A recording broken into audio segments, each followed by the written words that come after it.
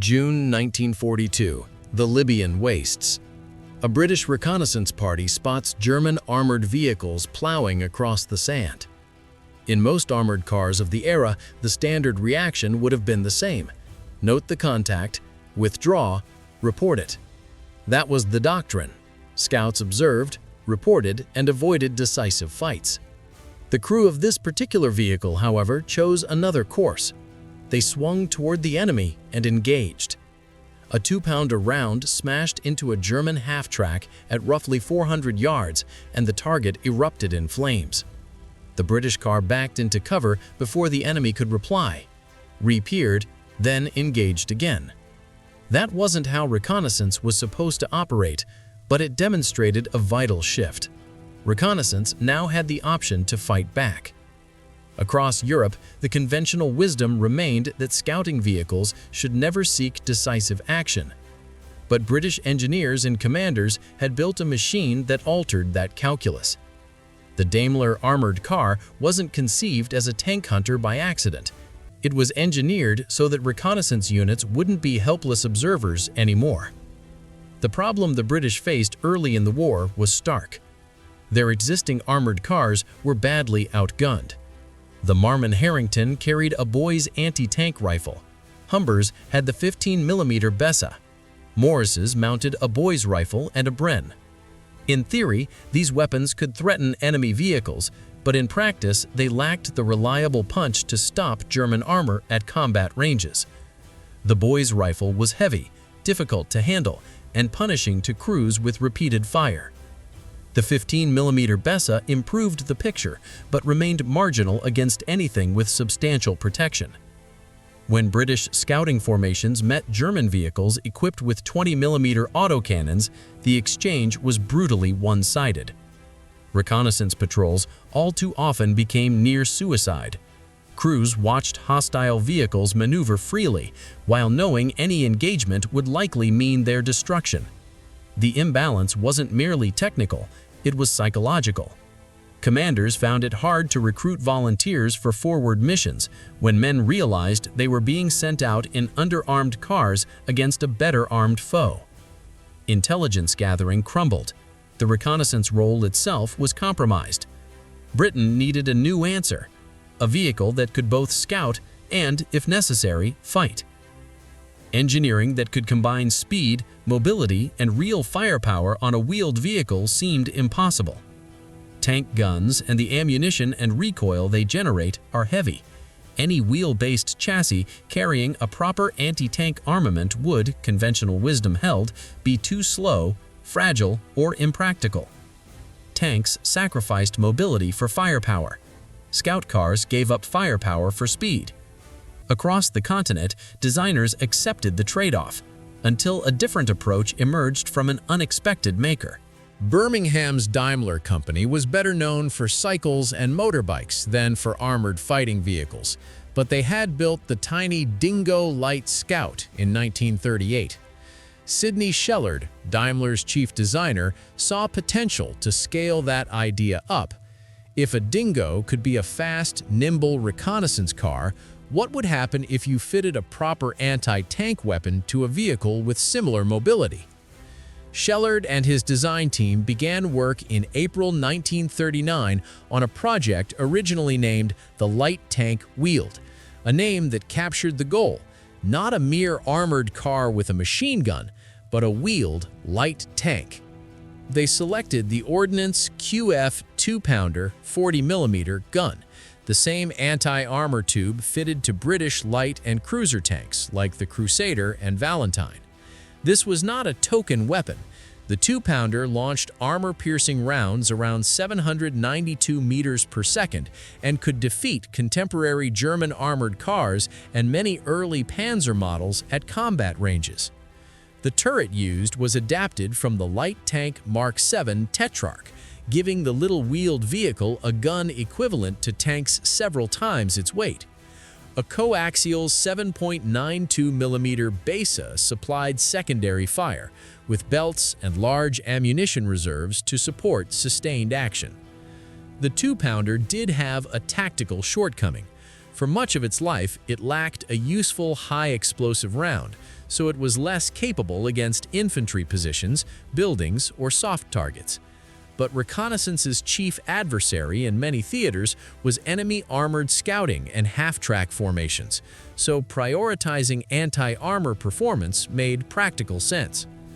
Turning the concept into reality demanded engineering innovation. The completed Daimler weighed about 7,500 kilograms, far heavier than the Dingo it had evolved from, and that mass posed formidable problems for transmission and mobility. Shellard's solution married a Wilson pre-selector gearbox to a fluid flywheel. The driver could pre-select the next gear, then engage it instantly, and the fluid coupling prevented engine stall even under combat stress.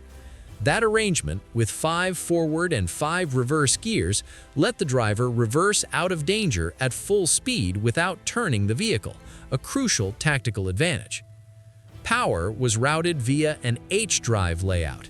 Individual propeller shafts sent torque to each wheel, with epicyclic reduction gearing in the hubs delivering impressive torque multiplication. The result was outstanding hill climbing ability. The Daimler could tackle gradients up to 1 in 2, 50% incline, that would defeat many tracked vehicles. Independent coil spring suspension on each wheel provided surprising cross-country mobility, while Girling hydraulic disc brakes, advanced for 1941, gave the car reliable stopping power.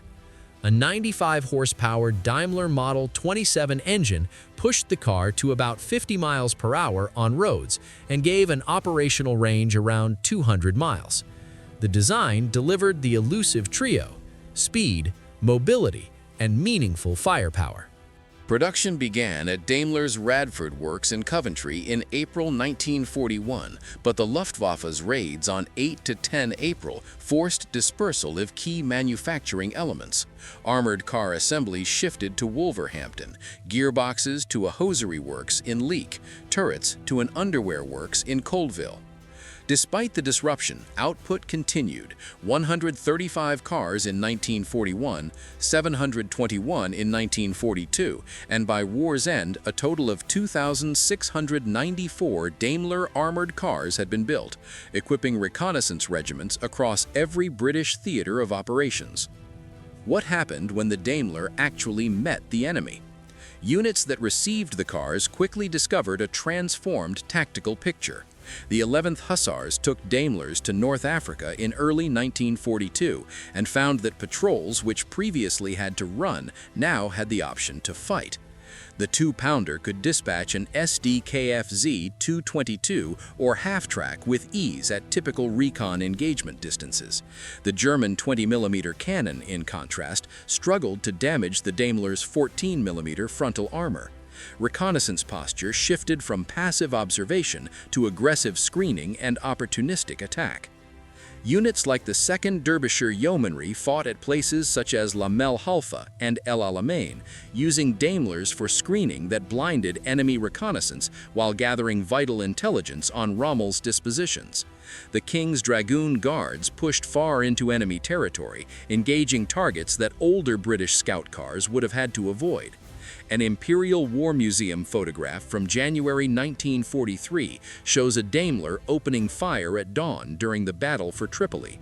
The pursuit across Libya and into Tunisia saw crews rack up successes against half-tracks, armored cars, and soft-skinned vehicles. The psychological effect on Axis reconnaissance was stark. German scout cars, once operating with relative impunity, now faced a vehicle that could destroy them at ranges where their own weapons were ineffective. In Italy, the 11th Hussars landed at Salerno in September 1943 and fought through Naples, the Volturno crossing, and up the peninsula. Mountain terrain sometimes required improvisation. One regiment even formed a small horse troop for areas cars could not reach. But the Daimler's compact size and exceptional reverse performance still proved invaluable. The 1st Derbyshire Yeomanry used them at Monte Cassino, the Liri Valley, and the Argentana Gap.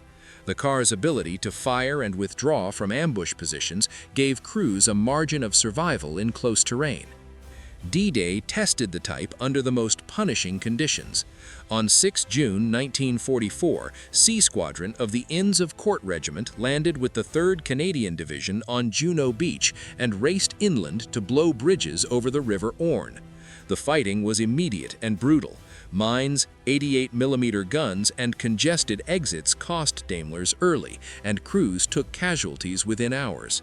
Yet the regiment pushed on and later earned praise for its actions. The Daimler's ability to put effective fire back at the enemy provided fighting units a capability earlier scout cars simply lacked. In Normandy's bocage, the hedgerows confined movement, but the vehicle adapted. Some units cut down turrets and fielded low-profile command cars, improvised SOD vehicles that could slip along narrow lanes without the obvious silhouette of a turreted armored car. The liberation of Brussels on 3–4 September 1944 showed how aggressive reconnaissance could pay dividends. Lieutenant Roger de Wendre of the 1st Belgian Armored Car Squadron rolled into the capital in his Daimler Calamity, the first Allied armored car to enter the city. Pushing ahead of main formations to seize critical nodes, Daimler squadrons allowed rapid advances and tactical surprise. The Belgian Perron Brigade and other contingents continued to use Daimlers through the Netherlands and into Germany. During Operation Market Garden, Daimlers from the 2nd Household Cavalry Regiment scouted for 30 Corps and aided the drive toward Arnhem. Though the campaign ultimately failed, the reconnaissance undertaken by Daimler units represented the best achievable under difficult circumstances. Compared with German equivalents, the Daimler's advantages were clear in practice, even if paper stats sometimes favored Axis designs. The SDKFZ 222's 20mm autocannon could threaten lighter targets, but was outclassed by the British 2-pounder at typical recon engagement ranges. German scout cars were often open-topped, leaving crews exposed to grenades, shrapnel, and weather. The Daimler's enclosed turret protected its men. The German SDKFZ 234-2 Puma, with a 50mm gun and heavier armor, looked formidable on paper. 30mm frontal armor, a 50mm gun, and 8-wheel drive gave excellent mobility and endurance. But only 101 Pumas were ever produced, while Daimlers outnumbered them roughly 26-1. Moreover, German doctrine also discouraged decisive engagement by recon units, favoring withdrawal and reporting over seeking battle.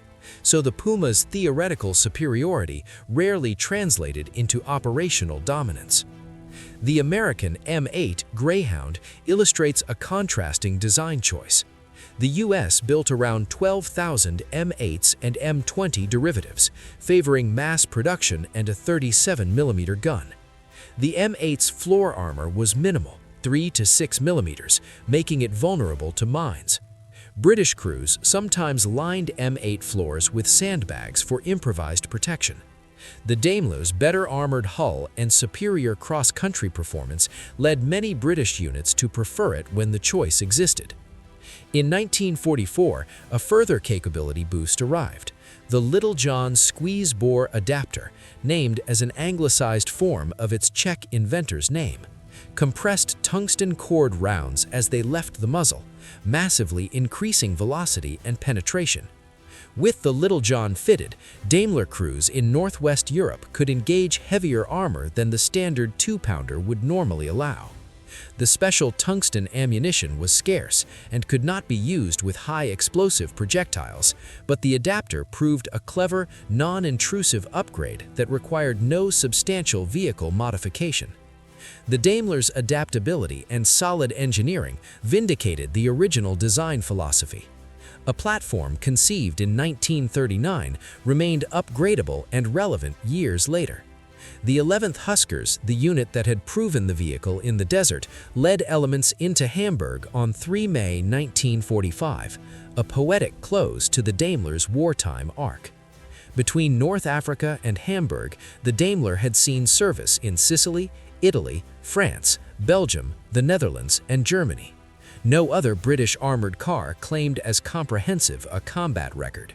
After the war, the Daimler enjoyed an unusually long life. The British Army kept Daimlers until January 1960. B Squadron of the 11th Hussars even used them in Northern Ireland. A planned successor, the Coventry Armoured Car, proved inferior in some test metrics and was cancelled after only 220 examples. The Daimler outlived its would-be replacement. Overseas, India's 63rd Cavalry and President's Bodyguard deployed Daimlers through the 1962 Sino-Indian War in the Himalayan foothills, where their mobility suited mountain work. Malaysia operated them through the Malayan Emergency to 1960.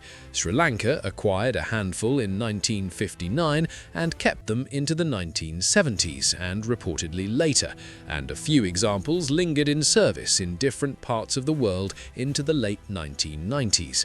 The Ferret armoured car that eventually replaced the Daimler in British service borrowed the H-drive concept, the pre-selector gearbox, and the low silhouette philosophy. Sidney Shellard's engineering approach endured into a new generation. Why did the Daimler succeed where others accepted compromise? Because the British posed a different design question. Many nations asked how to build the best scout car. The British asked how to build a vehicle that could both scout and fight. That required revolutionary engineering choices: the fluid flywheel gearbox for reversible speed, the turret and gun selection from the Tetrarch light tank to give genuine anti-armor punch, the H-drive for torque and mobility, and practical field upgrades like the Little John squeezebore.